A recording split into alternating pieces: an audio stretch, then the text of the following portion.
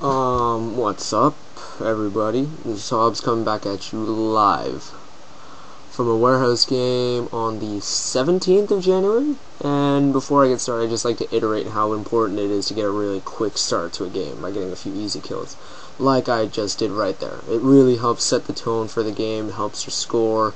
You can take a few more risks if you're a KD whore and stuff, because you start with such a high KD, I guess. So, yeah, that's a really important thing to do. If you have a quick start to a game, it'll really set the tone for the rest of the game. For, well, myself personally, if I have a good start, then I know that the score will probably be better than what it usually is. Oftentimes I may die first, but still be able to put up a 2-to-1 KD. But it really helps just to start poning some noobs at the beginning of a round instead of later. It's a consistency issue too, really. Like, it's a lot more fun if you just consistently shoot heads rather than do it every once in a while, if you know what I mean. So I also want to stress the importance of the 180 button. Me personally, I don't use it too much, but I do try to use it as much as possible. I think I'm going to get a pretty decent 180 kill in this game. It's more of a reflex 180, but it's still a 180 kill no matter what. Right now, actually, yeah. I was getting shot at from the back. I think I heard it, or maybe I got shot, I don't know, but then I did a 180 and turned. So yeah, I don't really know. I haven't made a commentary video in a while. I'd say it's been about 2 weeks. I'll just go over some things that I feel like will help you raise your KD, although this game, infested as it is probably one of the more difficult games to maintain a 2-to-1 KD in. Like, I don't think my percentage is 2-to-1, but I have my excuses for that. So we'll make a little top 5, and I'll just say things as they come. I'd say number 5 is the use of your radar and knowledge of where your teammates are. It's really important to keep track of where your teammates are and when they die. And by this I don't mean like, oh, you have to know where everybody's standing, otherwise you're a fucking noob and you won't know what the hell you're doing. No, that's not the case. Just, if you have the names pop up like I do, and you see one disappear, you can kind of assume someone is near that area, so just be more cautious when you go through that area. Or if they're going through the middle, and you see a sniper sign, like in the kill significations on the top right, then it's pretty safe to assume they got sniped, and you should either not go that way, or just take caution because there was a sniper there. 4. We'll put 4 as, let's say map. No. Let's go with sound. It's probably not a good order, but we'll go with sound. In this game, there are a lot of distinct noises. There is the default walking noise, the sand noise, diving into water, coming out of water, metal, climbing, jumping, switching out guns especially. People, if you come from a different game like Counter-Strike, I don't remember if you could, but I could never hear the guns be pulled out. But at this game, you can hear every single thing being pulled out. You can hear the pin come out of a frickin' nade. So it's really important to keep track of where you're hearing these sounds, and just making sure you actually hear the sounds first of all. If you have trouble hearing sounds, you might want to raise your volume up a bit, or maybe buy some headphones, I guess. And that skip was just because nothing happened in that time, and I had to cut it down so it didn't pass the 10-minute time limit. 3. Let's say map awareness on this one. Or just awareness in general.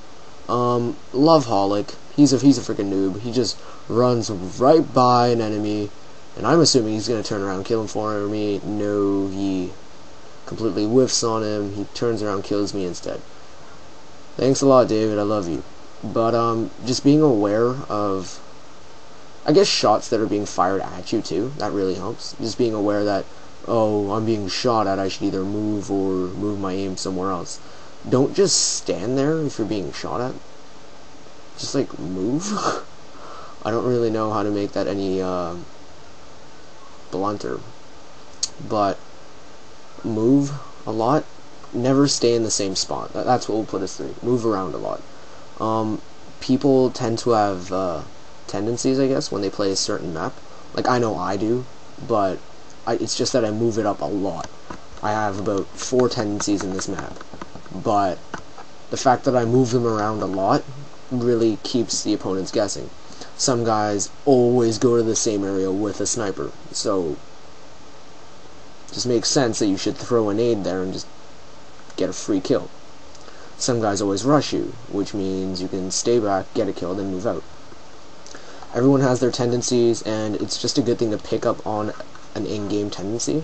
Like, it's not like you're gonna play these people more than like 5 times a day, but in-game, if you can pick up a tendency really fast, then it will really help your chances of raising your KD, just with your, what's the word? Anticipation for, where they're gonna pop up next. We'll put number 2 as map awareness, because I don't think I put this into one of the categories yet.